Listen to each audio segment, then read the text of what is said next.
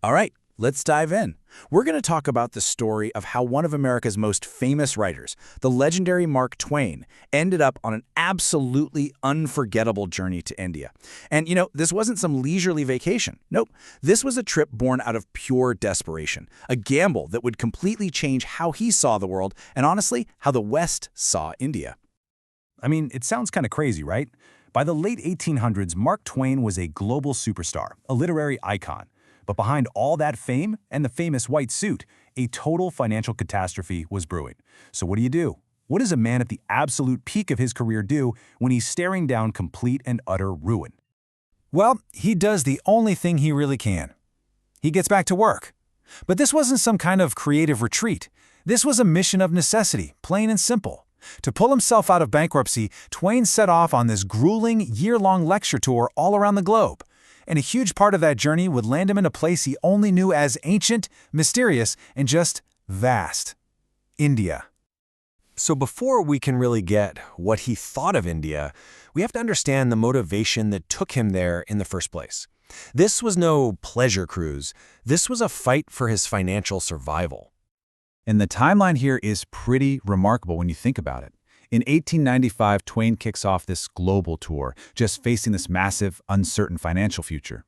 India becomes this absolutely crucial, eye-opening stop for him, and then just 2 years later, in 1897, he's already poured all those experiences into a book that would introduce a startlingly new picture of the subcontinent to the entire Western world. Twain's first taste of the subcontinent was the port city of Bombay, which of course we know today as Mumbai. And from the second he got there, he was just hit by the sheer intensity of the place. You can just imagine him stepping off that boat into a world of total sensory overload. You've got these grand, imposing colonial buildings standing right next to ancient, sprawling markets. He saw this incredible diversity of people everywhere he looked, and this immediate, powerful feeling of vivid contrasts that became the central theme of everything he'd write about India. What he was seeing really were two different worlds smashed together. On one hand, you had the undeniable wealth and power of the British Empire. You could see it in the architecture. And on the other, you had these deep, ancient traditions and widespread poverty, all existing right there in its shadow. This duality, it both fascinated and really troubled him for his entire trip. So from Bombay, Twain set off on a journey that took him deep into the heart of India. He wasn't just a tourist passing through. He was watching, taking notes, and trying to make sense of everything he was seeing. His route really took him across the entire breadth of the subcontinent. He starts in Bombay, right? Then he moves east, visiting Allahabad to get a handle on its sacred geography, then on to Varanasi to see these ancient rituals on the Ganges. He came face to face with the heart of British power in Calcutta, and finally stood in front of this absolute pinnacle of artistic genius in Agra. And every single city just hammered home this theme of contrast. In Varanasi, he was just floored by the spiritual depth of this timeless culture. But then he gets to Calcutta, the capital of the British Raj, and he just couldn't ignore the stark inequality that was enforced by the heavy hand of colonial power. And this whole journey created this really fascinating split in his perspective. See, Mark Twain wasn't a simple observer. He was, at the exact same time, a sharp critic of the present and a deep, deep admirer of the past. And here it is, classic Twain, just dripping with that famous wit and sarcasm. He looked at the big promises of the British Empire, and then he looked at the reality on the ground. He made a direct line between the whole colonial project and the hardship of the people, and he wasn't afraid to write about it with his signature sharp humor.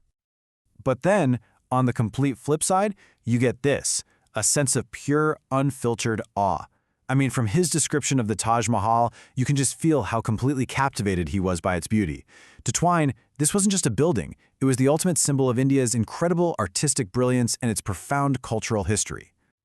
So in the end, it was like Twain was seeing two Indias at the same time. You had the critic, who saw all the injustice and the social divisions of colonial rule, but then you had the admirer, who was just blown away by the art, the history, and the incredible spiritual depth he saw. It's that very complexity that makes his story so powerful and why it still resonates today. So what came of all this? His journey, his complicated feelings, they didn't just stay in a personal diary. They became this hugely influential book that literally shaped how the Western world saw India for generations to come. And that book was Following the Equator. It was pure Twain. A travel story that masterfully mixed his famous humor with some really biting social commentary. For most of his readers at the time, it was unlike anything they had ever read. It came out in 1897, and it really captured this pivotal moment in history. It gave people a window into this ancient world that was grappling with these huge forces of modernity and the immense pressure of colonial rule. And its impact was huge, seriously. Before Twain, a lot of Westerners saw India through this really simple, kind of exotic lens of Maharajas and mystics. His book presented something so much more complex, so much more human. It showed a nation not just of myths, but of deep history, of breathtaking art, and of a very real struggle for identity under the weight of an empire. Mark Twain's journey to India really leaves us with a powerful final thought to chew on. He went there because he was broke, carrying all of his own baggage and his own American perspective. And yet, what he wrote was both deeply personal and historically revealing. It really makes you wonder, doesn't it? When we go out and explore the world, how much of what we see is a reflection of the place itself, and how much is just a reflection of us?